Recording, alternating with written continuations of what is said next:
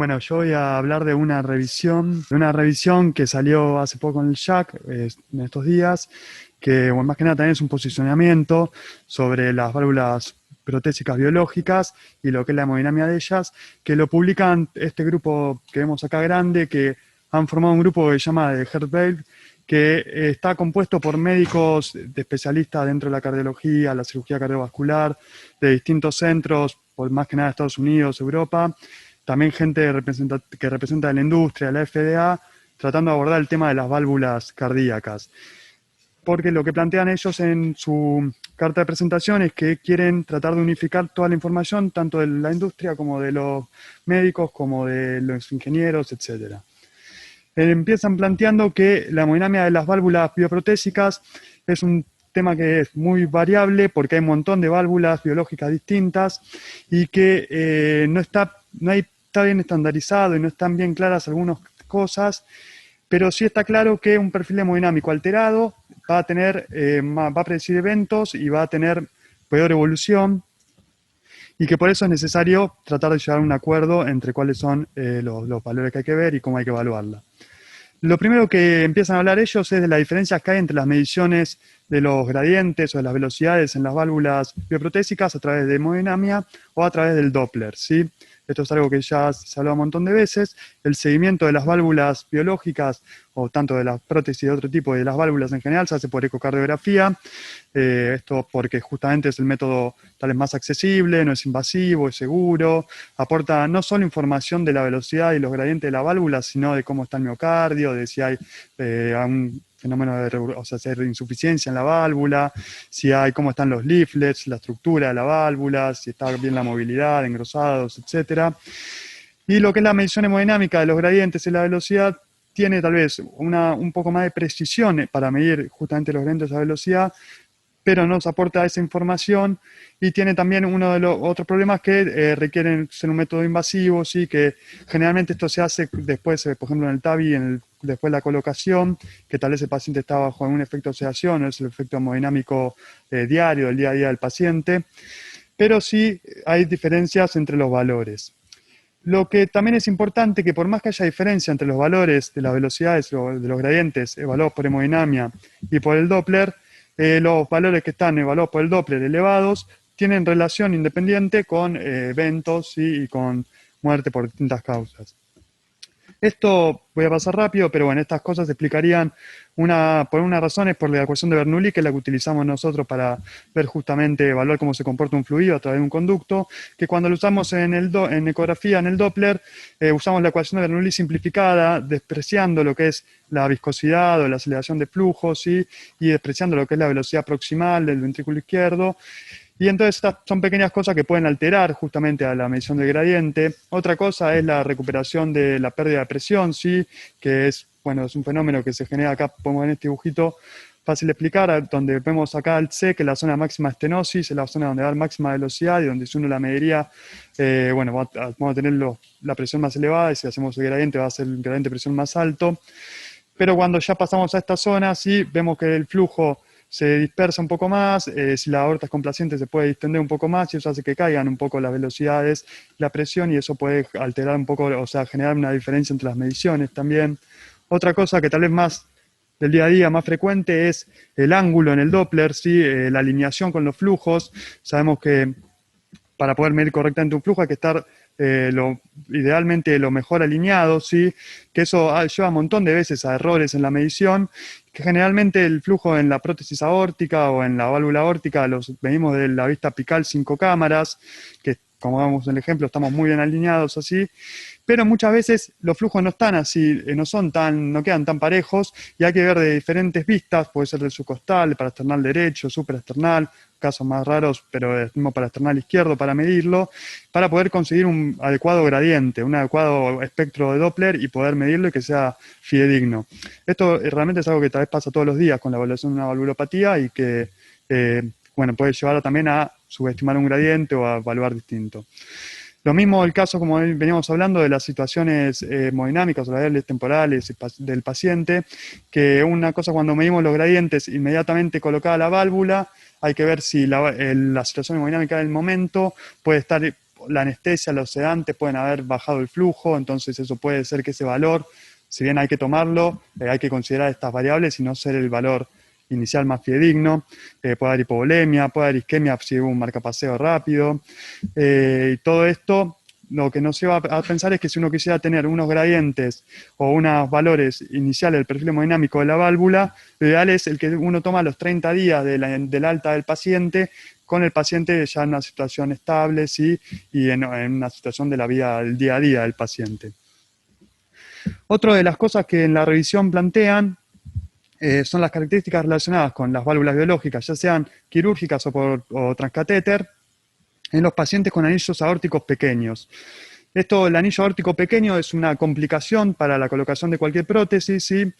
Bueno, el anillo aórtico, cuando lo definimos pequeño, hay diferentes tipos de definición. Lo que plantean acá en la revisión es cuando no se puede colocar una prótesis que mayor a 21 milímetros, o sea que esto en el momento quirúrgico, la prótesis quedó a menos de 21 milímetros, cuando el diámetro es menos de 23 milímetros medido por ecocardiografía o medición directa en el momento de la colocación de la prótesis, por el área de tomografía, un área menor a 400 o menor a 430, que bueno, esto de tener un anillo aórtico pequeño es un predictor independiente de mala evolución y de eventos a largo plazo. Para medir el anillo siempre lo queremos que considerar métodos tridimensionales idealmente, ¿sí? Porque el anillo ya sabemos que tiene una forma más bien elíptica, ovoide, ¿sí? Con un diámetro mayor, un diámetro menor, y bueno, con la tomografía en este caso podemos medir perímetro, el área, con la ecografía 3D también podemos tomar estas mediciones. En la ecografía 2D podemos tener diferentes problemas porque tomamos un solo diámetro, por ejemplo, como vemos acá, y si el anillo es muy elíptico, ¿sí? Bueno, no, justamente no vamos a tener una verdadera apreciación del anillo. Es importante el anillo aórtico porque define el tamaño de la prótesis que se va a colocar y cuál va a ser la prótesis. En este caso, por ejemplo, una válvula bicúspide, eso se magnifica, ¿sí? Otras cosas del anillo aórtico, sí, que son importantes, que también pueden afectar y que cuando se evalúan ahí, es la presencia de calcificaciones en el tracto de salida, ¿sí? O mismo la obstrucción del tracto de salida en sístole, ¿sí? Que eso puede generar alteración en el anillo. Un anillo pequeño, como dijimos, en esta revisión lo definen con estas características, ¿sí? Y lo que, bueno, citan es que es predictor de eventos y mortalidad por todas las causas, independientemente de que, tanto por transcatéter o por cirugía, hay forma de poder sortear esta dificultad y poder colocar la prótesis al paciente. De estas formas, generalmente podemos hablar de lo que es la ampliación del anillo, ¿sí? Lo que es la cirugía de Ross, la colocación supraanular de la prótesis o las bioprótesis que son sin soporte o sin sutura, que bueno, estas tendrían un perfil hemodinámico mejor en los pacientes que tienen anillos aórticos pequeños. Hay una salvedad que hacen ellos, que bueno, que también es una cosa que repiten bastante durante toda la revisión, ¿sí? Que ellos critican que si bien las prótesis de las diferentes empresas, diferentes marcas, uno las puede caracterizar por el tamaño, ¿sí? Y por el tamaño que vienen por un tamaño fijo, hay diferencias entre las distintas marcas con el mismo tamaño y también hay prótesis que son más flexibles y otras que son menos flexibles, el anillo. Entonces las que son más flexibles terminan llevando un perfil hemodinámico mejor que las que no. Dentro de las opciones que dijimos para sortear el problema del anillo aórtico pequeño, una es lo que es la ampliación del anillo de forma quirúrgica. Lo que, bueno, citan acá es que esta ampliación del anillo de forma quirúrgica a largo plazo no ha mostrado diferencias con los que no se ha realizado la ampliación, ¿sí? En lo que es o sea, el seguimiento a largo plazo, en esto es una revisión de lo que es el Medicare en Estados Unidos, que, bueno, lo vieron a largo plazo, no hubo diferencia, pero sí marcan que acá al corto plazo parecería que había más riesgo de complicaciones en los pacientes que se le hizo ampliación del anillo que de forma quirúrgica. Esto se contradice con lo que otro registro que muestran, que es un registro canadiense, donde no hubo diferencias. Así que, para grandes rasgos, a largo plazo no habría diferencias, pero a corto plazo podría haber, o es contradictoria la evidencia de que puede haber un aumento de mortalidad en los pacientes que se hace ampliación del anillo en el momento. Otra de las opciones es la colocación supraanular de las prótesis, ¿sí? La colocación supraanular de las prótesis también ha mostrado que pueden dejar un buen perfil hemodinámico, hay que cambiar alguna cuestión técnica, ¿sí? Otra, la cirugía de Ross, como la cirugía de Ross es algo ya de hace largo dato y que ha tenido funciona muy bien, la verdad, en pacientes jóvenes más que nada, que van a tener, o sea, una cirugía que esperamos con mucho largo tiempo, tiene muy buenos resultados, lo que se usa generalmente, bueno, en pediatría. Otra de las opciones son las prótesis sin soporte o las prótesis sin sutura, como son, por ejemplo, las Perceval o las Intuity, ¿sí? Que acá en el hospital se colocan, y que estas han demostrado tener un mejor perfil hemodinámico que las prótesis biológicas convencionales, que, bueno, además de tener menor tiempo de clampeo y bypass, entre ellas dos, las diferencias que citan es que la Intuity parece que tiene gradientes transaórticos menores, un perfil hemodinámico mejor, por decir entre comillas. En cambio, las Perceval tuvo la ventaja de tener menos tiempo de clampeo de bypass, parecería que es más fácil o más rápido la técnica de colocación. Estos se basan en un registro alemán, sí, que bueno, utilizan un propensity score, que de este registro alemán compararon los que fueron por transcatéter con Evolut y la Sapien contra las Intuity y las Perceval, también que fueron por vía quirúrgica, y los resultados que habían en cada una y los perfiles hemodinámicos, y veían que, bueno, entre lo que es los gradientes fueron menor para las transcatéter, pero más que nada arrastrados por estas válvulas que se llaman la Evolut, que tenían gradientes más bajos, ¿sí? Pero sin embargo en estos vemos la Intuity tenía gradientes más bajos que las Perceval y más parecido a la Evolut y más bajos que la Sapien también.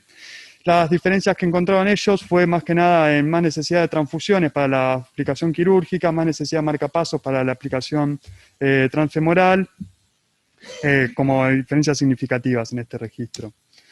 Otra cosa también que puede afectar el perfil hemodinámico de la válvula es las válvulas que son autoexpandibles o que son balón expandibles. Parece que las que son autoexpandibles tienen mejor perfil hemodinámico con gradientes más bajos. Bueno, eso más que nada de lo que era la evaluación de los gradientes. Y otra de las cosas que evaluamos acá en esta revisión, sí, es la definición. Dentro, cuando vemos una válvula biológica que dijimos tenemos que hacer toda la medición que fuimos haciendo, lo que es el deterioro estructural de la válvula, disfunción de la válvula y falla de la válvula. Esto se cita un artículo que también fue publicado este año, donde dan definiciones para estas tres entidades, ¿sí? Tanto en la válvula aórtica como en la válvula mitral. Lo primero que nos aclaran cuáles son las red flags para ver en un paciente con una prótesis biológica, sea transcatéter o sea quirúrgica, y lo que tenemos que evaluar, que bueno, esto lo más probable en la ecografía va a ser el método inicial, ¿sí? Primero, de la válvula, de la estructura, diferenciar si hay algo estructural o no estructural, y la estructura, a ver cómo está el movimiento de los leaflets, que los leaflets no estén engrosados o que no estén reducido el movimiento, que medir el flujo con color, medir el flujo con el Doppler, ¿sí? Ver que no haya un gradiente medio mayor a 20, si es mayor a 30 ya nos tiene que alertar de que puede haber disfunción de la válvula protésica, que no haya un aumento del gradiente a lo largo del tiempo, que sea un aumento del gradiente medio más de 10 milímetros o más de 20, que lo que es el área de orificio efectivo no disminuya a menos de 1,1, menos de 0,8. Los que están entre paréntesis son porque son más significativos, o sea, es una red flag mayor todavía. Que bueno, con este coeficiente dimensional no pasa a ser menor a 0,35, 0,25, el mismo que usamos para la estenosis aórtica. Esta relación entre el tiempo de aceleración y el tiempo de eyección del ventrículo izquierdo, tal vez esta no lo usamos tanto, pero bueno, también es un parámetro a tener en cuenta. La presencia de un nuevo reflujo en una transprotésico, en una válvula, una prótesis, o la aparición de síntomas en el paciente, son todas cosas que nos tienen que alarmar de que puede haber disfunción de la prótesis. Y una vez que tenemos identificado el que puede haber disfunción de la prótesis, lo que decimos hay que diferenciar si es por algo estructural de la prótesis o no estructural.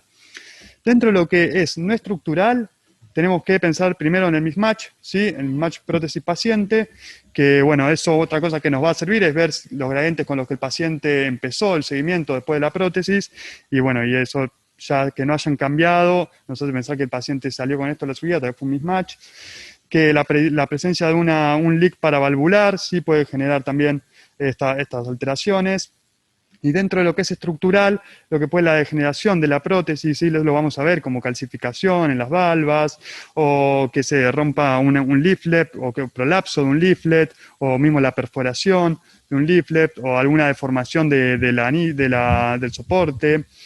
Y de lo que es la trombosis, o lo que son la trombosis y el panus, quedan como un estadio aparte. Bueno, el panus en realidad dentro de lo estructural, la trombosis de un estadio aparte, porque puede resolver sin daño estructural o con daño estructural posterior. Pero, como decimos, primero identificar las red flags de que hay disfunción y después cuando hay disfunción identificar si es algo estructural de la prótesis o no estructural. Después dentro de cada una identificar cuál es la causa de lo que está generando la disfunción de la prótesis y aplicar el tratamiento y el seguimiento correspondiente. Con todo eso, lo que tenemos que ver es después si esto lleva a la falla de la prótesis, ¿sí? La falla de la prótesis es cuando tenemos disfunción de la prótesis asociado a síntomas de insuficiencia cardíaca, ¿sí? No solo son más cosas que estamos viendo en la ecografía, sino que ya genera síntomas del paciente, afectación del miocardio, o sea que el paciente ya empieza a tener dilatación, hipertrofia o disfunción, o hipertensión pulmonar también. Esto ya hablamos de falla de la prótesis, y sino que tenga requerimiento de una reintervención de la prótesis o muerte de origen valvular. Bueno, claramente eso es una falla de la prótesis, y bueno, eso serían como definiciones para tener en cuenta en el seguimiento de la prótesis. En lo que es el mismatch de la prótesis paciente. Mismatch es decimos cuando el orificio de la válvula o de la prótesis es demasiado pequeño en relación al tamaño del paciente, y esto va a traer que haya gradientes elevados, un gasto cardíaco insuficiente, más que nada en el ejercicio. Hay diferentes formas de calcularlo, ¿sí? Una forma es por la ecuación de continuidad, que la ecuación de continuidad tenemos que tener cuidado porque puede sobreestimar la presencia de mismatch en los pacientes que tengan bajo flujo, ¿sí? Sabemos que la ecuación de continuidad utilizamos justamente los flujos por un área estimada para poder medirlo. Entonces, esto como una alarma. Hay otras que son a través de las medidas que la prótesis ya trae informado para poder evaluarlo. Y otras es combinar la función de la tomografía, midiendo el área del tracto de salida por la tomografía y el BTI por el Doppler. Dentro del mismatch, la definición entre lo que es el mismatch, que no es severo, hay también discusión de cuál es la definición más clara, el mismatch moderado, pero sí lo que está claro es cuando es mismatch severo. Cuando es severo, la mayor parte de las guías de diferentes sociedades científicas lo clasifican en menos de 0,65 centímetros cuadrados sobre metro cuadrado, ¿sí? El área, y hacen la salvedad, la aclaración de los pacientes obesos, como la ecuación va a estar alterada, porque justamente tenemos una superficie corporal mayor, ¿sí? Va a ser menor a 0,6 o a 0,55, dependiendo la guía que utilicemos, y hay que tener esa salvedad en los pacientes obesos para poder interpretarlo. La incidencia del mismatch es alta, según lo que se informan, ¿sí? De 20 al 70%, pero como les decía, identificar cuándo el mismatch, o sea, la definición de mismatch antes de ser un mismatch severo estaba como en discusión, por decir, o hay diferentes formas de definirlo. Pero cuando es severo, que es el que realmente tal vez más importa porque puede llevar al paciente a síntomas o a empeorar, es la incidencia que reportan en esta revisión, aunque sea del 2 al 20%. Bueno, bueno, acá no, esto es más o menos lo que fuimos hablando, ¿sí? De cosas que hay que hacer cuando uno calcula, a ver si va a calcular mismatch, ¿sí? Evaluar el flujo, tener cuidado de la pseudo, o sea, lo que puede ser pseudo severa, ¿sí? Porque haya bajo flujo, que es un componente de la ecuación de continuidad, ¿sí? Corregir por obesidad, y lo otro que se puede hacer es cuando, como dijimos, si hay dudas con los gradientes o algo, pensar en una forma invasiva de medir los gradientes. Bueno, después, otra cosa, acá bueno, tenemos un grafiquito ¿sí? De cómo teníamos que actuar ante la sospecha de un mismatch en el paciente. Si nosotros hacemos una ecografía y el paciente tiene un gradiente medio que está elevado, mayor a 20 milímetros de mercurio, esto lo tenemos que medir a los 30 días, dijimos, del alta del paciente, y ver si el paciente de los 30 días persiste con estos gradientes y nos dan estas áreas que son las que son en diagnóstico de mismatch severo, que dijimos que en eso hay bastante acuerdo. Tenemos un mismatch de prótesis paciente severo y bueno, ya tenemos el diagnóstico. Ahora, nosotros a veces, como decíamos, en la situación hemodinámica del paciente, post colocación inmediata de la válvula, por diferentes cosas que puede haber o hiperflujo o bajo flujo. En el caso de que haya hiperflujo, también nos puede confundir y pensar también que haya un mismatch o una medición que haya sido mal tomada en el ecocardio. Y entonces, ahí si lo volvemos a evaluar a los 30 días y no tiene mismatch severo, considerar que fue un estado de hiperflujo, sí, y que no tiene mismatch. Y en caso de que los gradientes sean bajos, pero nosotros a los 30 días le medimos un área que nos va a dar menor a 0,65, tenemos que ver si realmente estamos ante un bajo flujo, ¿sí? Y si nosotros tenemos un bajo flujo, lo confirmamos, bueno, ahí medimos lo que es el orificio de forma predicta, y eso si nos da el diagnóstico si estamos ante un mismatch del paciente.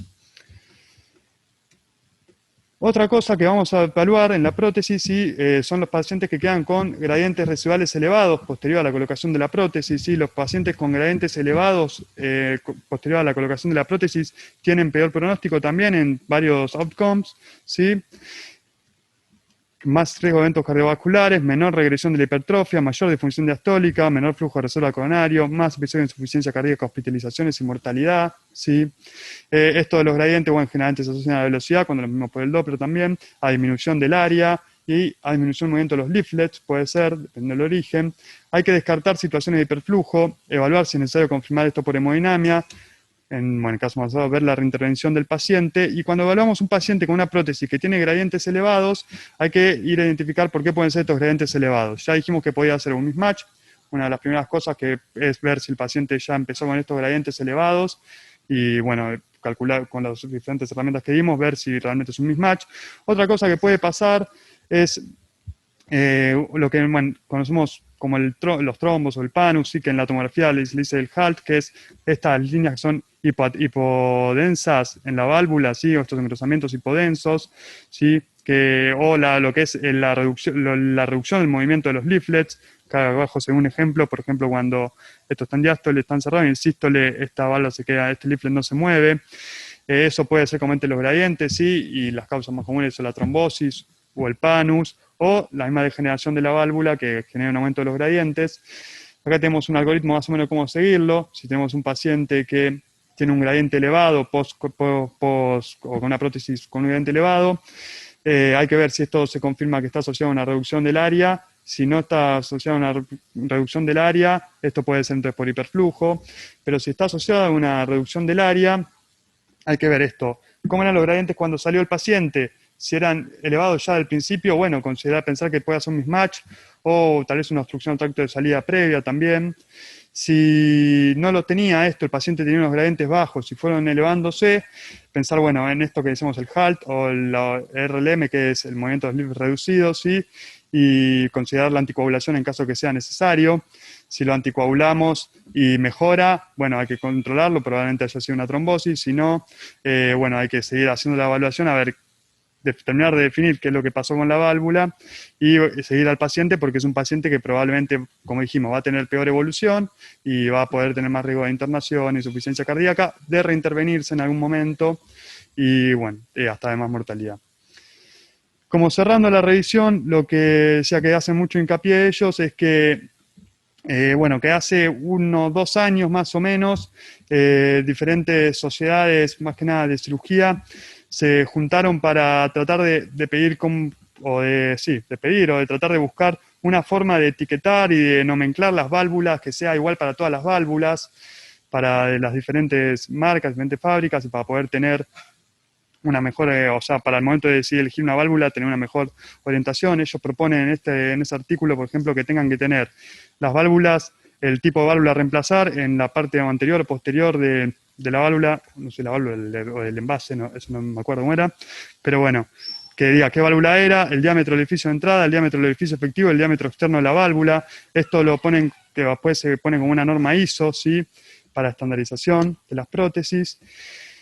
Y lo otro que plantean ellos, bueno, es que después que se sigan haciendo más estudios y investigando justamente cómo evolucionan los perfiles hemodinámicos de las válvulas y que le comparando los diferentes tipos de válvulas y las diferentes prótesis.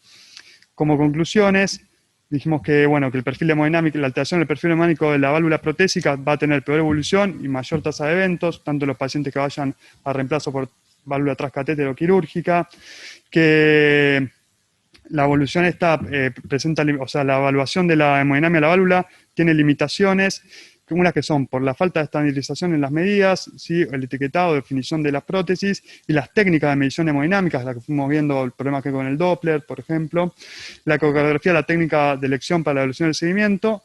En algunos casos puede ser necesario la confirmación por métodos invasivos. El perfil hemodinámico de la válvula implantada va a depender de la prótesis, del paciente y de la técnica de implante. Esto yo no nombré, pero hay diferentes técnicas quirúrgicas, o mismo la colocación transcatéter que pueden utilizar, que terminan permitiendo que la válvula tenga una mejor hemodinamia, un mejor perfil hemodinámico después. La definición de difusión, fallo, mismatch, esa está en revisión. Vimos que este año habían publicado este consenso, más o menos tratando de o llegar a un consenso de una definición. Pero la presencia de gradientes elevados post reemplazo o mismatch severo, ya dijimos, tiene relación con mayor tasa de eventos y mortalidad. Paciente con gradientes elevados va a requerir una evaluación profunda para determinar tratamiento y seguimiento del mismo. Y bueno, el avance que hay que llegar a la estandarización de las prótesis y demás. Y bueno, no mucho más de lo que nombraba más o menos ahí que leímos.